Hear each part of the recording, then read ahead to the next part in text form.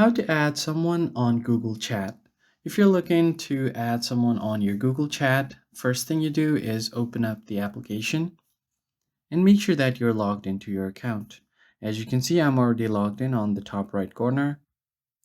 Now, the next step is to make sure that you are on the chat section, and here on the direct messages, if you already have chatted with someone else before, you can continue that chat.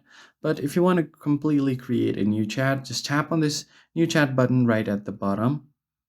And here you're going to have to search for the name or email of that person. So I'm just going to go ahead and search for the name and tap on it. Here on the email, I'm just going to click on done.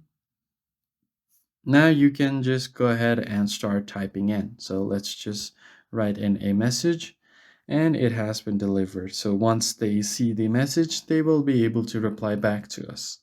And that's pretty much it. I hope this tutorial was helpful to you guys. I'll see you on the next video. Thanks for watching.